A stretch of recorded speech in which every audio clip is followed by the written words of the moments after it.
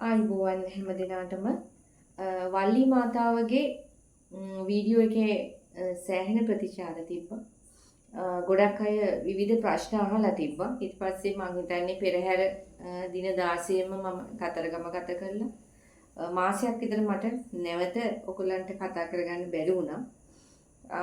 නැවත අපි වල්ලි මාතාවගේ වරම් පිළිබඳව දෙවෙනි කොටස අපි අද සාකච්ඡා කරමු. කතරගම භූමියේ ප්‍රධානම මූලස්ථානය ඇත්තටම මම ඔයගලන්ට කිව්වා වල්ලි මාතාවගේ ඒ සියඹලා රුක තියෙන තැන තමයි ප්‍රධාන මූලස්ථානය වෙන්නේ. එතන තමයි කතරගම දෙවි හාමුදුරුවන් වහන්සේ සමග ඒ දෙදෙනාම ජීවිතය ගත කරපු ස්ථානය. ඒ ගර්භය තියෙන්නේ ඒ ස්ථානයේ. ඉතින් මහා බල ශක්තියක් තියෙන ඔයගොල්ලෝ දන්නවා උන්වහන්සේගේ රන් කඩුව, එතකොට ඒ යන්ත්‍රය, ඒ ආභරණ ප්‍රධාන දේවාලයෙන් රන්උඩු මාලිගාවෙන් වලි අම්මා දේවාලයට තමයි වඩම්මන්නේ හැමදාම රාත්‍රියට. ඒ වගේම පෙරහැරෙන් පස්සේ දින කිහිපයක් ඒ ස්ථානයේ තබල තමයි අරන් යන්නේ. එතකොට ඒ ස්ථානය ඇත්තටම විශේෂිත ස්ථානයක්. මිනිසුන්ට වැඳ ගන්න තමයි ඔය රන්උඩු මාලිගාව, ඔය රන් ගෙදර, ඒ රත්තරන් පුංචි රත්තරන් වලින් හදපු ඒ කුටීරය කතරගම දේවාල භූමියේ මැදේ අෂ්ටඵල බෝධීන් වහන්සේ අසල තියෙන්නේ පසුව හදපු මිනිසුන්ට වන්දනා කරගන්න හදපු තැන. ඉතින් අපි බලමු කතරගම දේවාලයට ඔගොල්ලෝ වරමක් ගන්න යනවා නම් හෝ වරන් සක්‍රිය කරගන්න යනවා නම් ඇත්තටම වල්ලී දෙවඟන කියන්නේ කවුද? වල්ලී දෙවඟන හරහා තමයි අපිට වෙදකම, ඔගොල්ලෝ විශේෂයෙන්ම ඖෂධ වරන් ගන්නවා නම් වල්ලී දෙවඟන හරහා තමයි වෙදකම අපිට උරුම වෙන්නේ. හැබැයි මේ කිරියම්මා, මෙයාට මහලොකු කිරියම්මා මෑණියන් වහන්සේ කියලාත් කියනවා, මහලොකු වන්නිලා ඇත්තන්ගේ පැත්තෙන් මහලොකුවන් මෑණියෝ කියලාත් කියනවා. එතකොට වන්නිලා ඇත්තන්ගෙන් මම ගිහිල්ලා සාකච්ඡා කරනකොට එයාලා කියනවා මහලොකුවන් මෑණියන්ගේ පරපුරේම වෙන කෙනෙක් තමයි වල්ලි අම්මා කියන්නේ කියලා. සමහර අය යාට කුවේණි අම්මා කියලාත් කියනවා. ඒ කියන්නේ දැනට වැඩි පරපුරේ ඉන්න අයත් එක්ක සාකච්ඡා කරනකොට ඔය වගේ පැටලිලි සහිත වචන දෙනවා. නමුත් මම කියන්න කැමති වල්ලි අම්මා මෑණියන් වහන්සේ කියන්නේ අපේ ලේඋරුමක්කාර පරම්පරාවේ නැත්තම් අපේ සිංහල වැඩි පරම්පරාවේ ප්‍රධානතම පුරුක කියලා කියන්න පුළුවන්. සමහර වෙලාවට මම භාවනාවට යනකොට මේ මාතාවගේ ශක්තිය මට රාධා මෑණියෝ වගේ පේනවා, නිකුම්බිලා මෑණියෝ වගේ පේනවා, භද්‍රකාලී අම්මා වගේ පේනවා. මොකද යන්ත්‍රේන, මන්ත්‍රේන, තන්ත්‍රයට, වේදකමට, අෂ්ටකලා විද්‍යාවන් වලට හැම දෙයකටම පරතරට ගිහිලා, ධානවලිනුත් පරතරට ගිහිලා බුදුරජාණන් වහන්සේගේ කාලයේ ධාන මාර්ගඵල ලැබපු ඍෂිවරියක් වගේ කෙනෙක් තමයි වල්ලි මාතාව කියලා කියන්නේ. ඉතින් උන්වහන්සේගේ ශක්තියට එළඹෙන්න ඔයාලා වරමේ සෑහෙන දුරක් ගමන් කරන්න ඕනේ. නැතිනම් උන්වහන්සේගේ ලේවරික පරම්පරාවේ උරුමකාරකමක් ඔයාලට තියෙන්න ඕනේ. එතකොට ඔය භූමියේ හැම වැඩක් කරන්නම කලින් ඔයගොල්ලෝ දන්නවා ඝන දෙවියන්ට වැඳලා තමයි ඉන්නේ. කියන්නේ කන්දේ දෙවි හාමුදුරුවගේ අයියන්දි තමයි ඝන දෙවි හාමුදුරුවෝ. එතකොට ඒ හැම දෙයකටත් එක්කම සමගාමීව කඩවර දෙවි හාමුදුරුවන්ට ඉස්සෙල්ලාම ගොට්ටක් දීලා තමයි මේ වැඩ සේරම ආරම්භ කරන්නේ. එතකොට කඩවර දෙවි හාමුදුරුවෝ මම දකින්නේ මේ හැම කෙනෙක්ගෙම නිකන් පියා වගේ, නැත්තම් තාත්තා වගේ, නැත්තම් මීමුත්තා වගේ ඒ පරම්පරාවේ වැඩිමහල්ම කෙනා හැටියට කඩවර දෙවි හාමුදුරුවෝ තමයි මම දකින්නේ වල්ලි අම්මාගේ පරම්පරාවේ.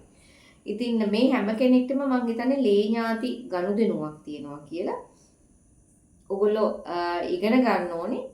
වල්ලි අම්මා මෑණියන් වහන්සේගෙන් කෙලින්ම වරන් ගන්න යන්න කලින් ඔගොල්ලෝ හොඳට මතක තියාගන්න වල්ලි අම්මා පරම්පරාවේ මේ වෙදකම ඇය විසින් උරුම කර දෙන්නේ ස්ත්‍රී අයට විතරයි. ඒ කියන්නේ මේක අම්මගෙන් දුවට, දුවගෙන් දුවට, නැත්නම් ඒ පරම්පරාවේ එක්කෝ කිරියම්මා කෙනෙක් නැත්නම් සහෝදරියකට යන වරම් මාලාවක් තියෙන. ඉතින් පුරුෂ පක්ෂයේ මාත් එක්ක මේ වෙලාවේ තරහ වෙන්න එපා, අපිටත් තියෙනවා කියලා එහෙම හිතන්න පුළුවන්.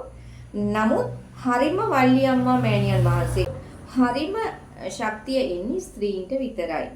එතකොට මේක ස්ත්‍රියකගෙන් ස්ත්‍රියකට යන එකක්. ඒක හරියට නිකන් ඔයගොල්ලෝ දැකලා ඇති ආලත්ති අම්මලා, වල්ලි අම්මා පරම්පරාවේ දැනට අපිට ජීවමාන සාධක වලට අපිට පේන්නේ ඉන්නේ ආලත්ති අම්මලා. මේ ආලත්ති අම්මලාගේ රාජකාරිය ධූරය දුවගෙන් අම්මගෙන් දුවට එක්කෝ ඒ පරම්පරාවේ සහෝදරියකට මිසක කිසිම දවසක පිරිමි කෙනෙක්ට යන්නේ නැහැ.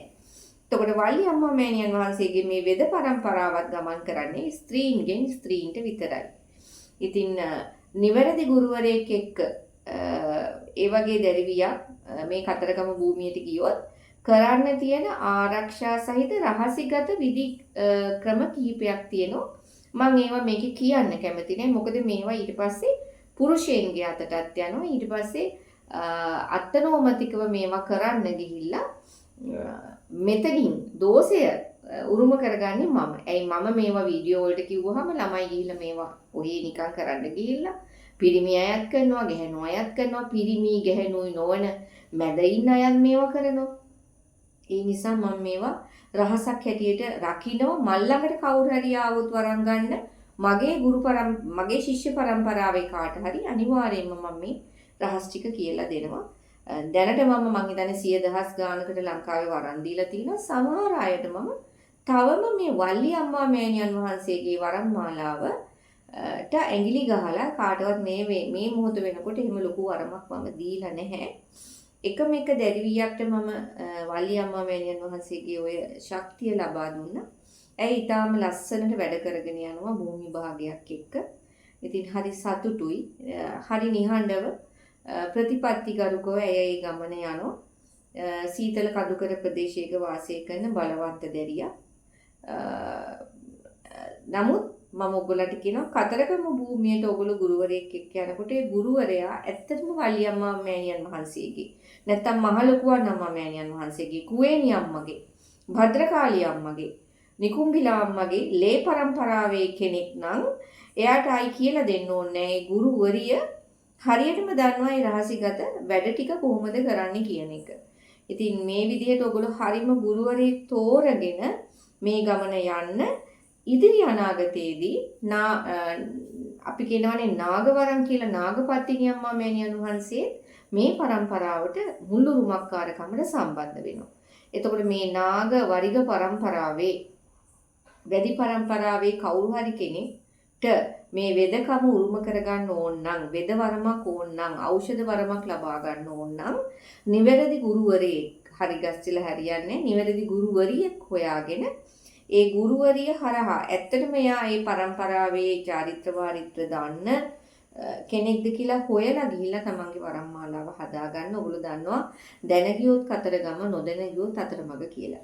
ඉතින් ගිය වාරයේදී මම කියලා දුන්නා ඉස්සලා කිරිවෙහෙර වඳින්න ඕනේ ඊට පස්සේ වල්ලි අම්මාව වඳින්න ඕනේ කියලා. මේ අතරතුර මට පොඩි වැරදීමක් වුණා. කිරිවෙහෙර රජන් වහන්සේ වැඳලා ඇවිල්ලා අෂ්ටඵල බෝධියටත් වැඳලා ඔන්න ගණදේවි හාමුදුරුවන්ගෙන් තමයි ඔයගොල්ලෝ වරම් මාලාව ඉස්සල්ලාම ඉල්ලා සිටින්න ඕනේ. උන්වහන්සේ හරහා තමයි කතරගම දෙවි හාමුදුරුවෝ වල්ලි අම්මා මෑණියන් වහන්සේගේ ගණදේවි දෙවි හාමුදුරුවන්ගේ කඩවර දෙවි හාමුදුරුවන්ගේ ඉල්ලීම මත තමයි ඔයගලන්ට දීර්ඝකාලීන වරම් මාලාවක් දෙනවා නම් දෙන්න ලෑස්ති වෙන්නේ. දීර්ඝකාලීනව කිව්වේ ඒ වරම කවදාවත් නැති වෙන්නේ නැහැ. ඔයගලන්ට ජීවිත කාලෙම කැඹුරුම් කරගෙන යන්න පුළුවන් වරම් මාලාවක් කන්දේ දෙවි හාමුදුරුවන්ගෙන් ගන්න පුළුවන්. හැබැයි මේ වැඩේට වසර ගණනාවක් යනවා. මොකද අපි කියනවානේ කඹුරනවා කියලා කඹුරලා අවසානයේදී ඕගොල්ලෝ මේ සමහර දෙන පරීක්ෂා වලින් සමත් වුණොත් තමයි කන්දේ දෙවි හාමුදුරුවන්ගෙන් කෙලින්ම ඕගොල්ලන්ට දීර්ඝ කාලීන මේ කියන්නේ ඒ වරම සසරෙන් සසර භවයෙන් භවයේ ගමන් කරන්නා වූ කවදාවත් ඉවර වෙන්නේ නැති ගංගාවක් වගේ ගලන කවදාවත් ඉවර වෙන්නේ නැතිව කැඹුරුම ගලන වරම් මාලාවක් උන්වහන්සේගෙන් ඔයගලන්ට ලැබෙන්නේ.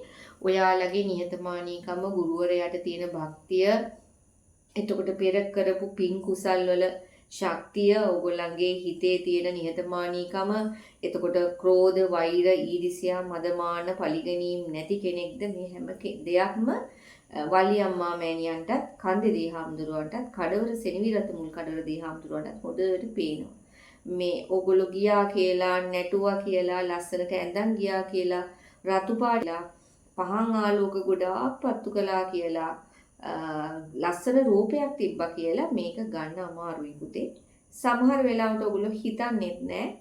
පුංචි කටුමැටි ගහපු බිත්ති වල ඒ ගෙවල් වල ඉන්න රූපකාය පොඩ්ඩක්වත් නැති, සල්ලි භාග නැති, ඉගෙනගෙන නැති, අකුරු දන්නේ නැති දරුවන්ට මේ කන්දේ දෙවිහාමුදුරුවන්ගේ බලවත් වරම උන්වහන්සේ විසින් ලබා දෙනවා. ඒක තමයි මේ දරුවන්ගේ තියෙන වාසනාව. ඉතින් මම ඒ වගේ දරුවෝ කීප දෙනෙක් දැකලා තියෙනවා. ඒ නිසා මේ යන ගමන දැනගෙන හරිම ලස්සනට ගමන් කරන්න.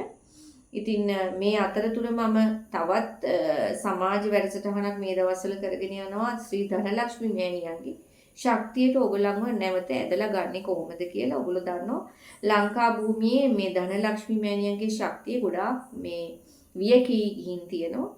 ගොඩාක් දරිද්‍රතාවයෙන් අපි පෙළීමට ලක් වෙලා තිනවා. ඒ වගේම නියංකාල ලංකා භූමියේ දැන් පොළොවේ ඉදිතරලා ගිහිලා මිනිසුන්ට කෑම ආහාර නැති වෙන තැනට ඇවිල්ලා තියෙන්නේ. අවුරුදු 6ක් 7ක් විතර මම මේ අධ්‍යයනයේ යෙදුණා. කවුද මේ ලක්ෂ්මිය කියන්නේ? මේ ලක්ෂ්මී මෑණියන්ගේ ශක්තියට කොහොමද යන්නේ කියලා. එතකොට අවසානයේදී තමයි මම අඳුනගත්තේ සත්පත්නි දිව්‍යාංගනාවුන් වහන්සේගේ ශක්තිය ඍජුවම සම්බන්ධ වෙනවා ශ්‍රී ලක්ෂ්මී ශක්තිය හරහා නැත්නම් ශ්‍රී ශක්තිය හරහා. පොළොව මහී කාන්තාව හරහා සම්බන්ධ වෙනවා. එතකොට සූර්ය තාපය, සූර්ය ආලෝකයේ, සූර්යාගේ වර්ණය. අපි කියනවානේ කහපාට මල් පූජා කරන්න, කහපාට වස්ත්‍ර පූජා කරන්න, කහපාට පළතුරු පූජා කරන්න කියලා. එතකොට කහපාට කියලා කියන්නේ කහ නෙමෙයි ඒක රත්තරන් පාට කියලා අපි කිව්වොත් හරි. ඒ කියන්නේ තැඹිලි පාටට හුරු රත්තරන් පාටක්. එතකොට ගින්දරවල පාට. ගින්දර මැව්වේ පත්තිනි දෙයියෝ කියලා කතාවකුත් තියෙනවනේ. කියන්නේ පුරාණ කාලයේදී පඩි රට ගිනි ඇවිලුවට පස්සේ මිනිස්සු ගොඩාක් දොස් කිව්වා අග්නි දෙවියන්ට ගැහණියකගේ වචනය නිසා ඔබ බොහෝ අයව පුලුස්සලා මරලා දැම්මා පඩි රට ගිනි ඇවිලුවා කියලා. මේක ගැන අග්නි දෙවියෝ අග්නි දේවතාවා ගොඩක් කනස්සල්ලෙන් හිටියේ. ඊට පස්සේ සත්පත්‍රි දිව්‍යාංගනාවුන් වහන්සේ කිව්වා ඔබ වහන්සේ බැනුම් අහන්නේ මම නිසා ඔබ වහන්සේට ගෞරව පිණිස එක්තරා ආත්ම භාවයකදී මම අග්නියෙන් ඉපදිලා ඔබට ගෞරවයක් දෙන්නවා කියලා. ඉතින් ඒ විදිහටම සත්පත්තිනි මෑණියෝ එක්තරා භවයක අග්නියෙන් උත්පාදනය වුණා. එයාට තමයි අපි ගිනිපත්තිනි කියන්නේ. ගිනිපත්තිනි අම්මා මෑණියන් වහන්සේ ගොඩාක් බලවත් කෙනෙක්. ගිනිපත්තිනි අම්මා මෑණියන් වහන්සේ විරාජමානව හිටියේ ගොඩක් වෙලාවට සීනිගම දෙවොල් දෙවි හාමුදුරුවෝ දැනට වැඩ බලන ස්ථානයේ තමයි ගිනිපත්තිනි අම්මා මෑණියන් වහන්සේ හිටියේ. එතකොට උන්වහන්සේගේ පාට තමයි ඔය අග්නිය පාට, තැඹිලි පාට. එතකොට මේක කෙලින්ම සම්බන්ධ වෙන්න ගත්ත සත්පත්නි දිව්‍යාංගනාවුන් වහන්සේ හරහා පොළොව මහී කාන්තාවගේ පාටත් ඒක, ලක්ෂ්මී මෑණියන්ගේ පාටත් මේක. එතකොට මම තේරුම් ගත්තා මේ මිනිස්සු සත්පත්නි අම්මා මෑණියන් වහන්සේ එක පැත්තක, ලක්ෂ්මී මෑණියෝ තව පැත්තක, පොළොව මහී කාන්තා අම්මා එක පැත්තක තියාගෙන මේ පිල් බෙදාගෙන වැඩ කළාට මේ සියලුම එකම ශක්තිය සශ්‍රීකත්වය තමයි මේ දිගින් දිගට යන්නේ කියලා. ඉතින් ශ්‍රී ධනලක්ෂ්මී මෑණියන් වහන්සේගේ නම කියනකොට ඕගොල්ලන්ට අර සත්පත්නි දිව්‍යාංගනාවුන් වහන්සේගේ නම කියනවට වැඩිය මට තේරුණා ලොකු ශක්තියක් නැත්තම් එනර්ජි එකක් ඕගොල්ලෝ තුල වැඩ කරනවා කියලා. ඒ නිසා මම තීරණය කළා සත්පත්නි මෑණියන් වහන්සේගේ නම නැතුව ශ්‍රී ධනලක්ෂ්මී අම්මා මෑණියන් වහන්සේගේ නමින් මේ වගේ කතාවක් කරගෙන යනකොට ඔයගලන්ගේ අර මොලේට විඥාණයට මේක ඉක්මනට වදිනවා කියලා. ඉතින් අපි මේ ගැන තවත් සාකච්ඡා කරමු. වල්ලි අම්මා මෑණියන් වහන්සේ, කුවේණි අම්මා, කුවේණි අම්මා මහලොකුවන් මෑණියන් වහන්සේ, මහලොකුවන් මෑණියන් වහන්සේවත් භද්‍රකාලී අම්මා මෑණියන් වහන්සේ කියලා තමයි මම ඇයිට කියන්නේ. ලංකා භූමියේ මහා භද්‍රකාලී අම්මා මහලොකුවන් මෑණියෝ. ඉතින් මේ ඔක්කොම මේ එකට සම්බන්ධයි. ඉතින් මේ සම්බන්ධතාවය මොකද්ද? මේගොල්ලෝ හරහා වෙන වෙනම අපිට මේ ශක්ති කොටස් ගන්න ක්‍රම මොනවද? අපි ඒකට යන්න ඕන මාර්ගය මොකක්ද? මේ ඔක්කොම අපි සාකච්ඡා කරමු. වල්ලි අම්මා මෑණියන් වහන්සේට යනකොට ආයි වඳින්න යනකොට මම හිතන ගිය පාර වීඩියෝ එකෙත් කිව්වා රොටි මී පැණි වරකයි අරන් යන්න අමතක කරන්න එපා. ඔයගොල්ලෝ දන්නවා වරකවල වර්ණය අර ලස්සන කහපාට වර්ණයක්. ඒක තමයි ශ්‍රී වර්ණය නැත්නම් ශ්‍රී ශක්තිය, සෞභාග්‍යයේ වර්ණය. එතකොට රොටි මී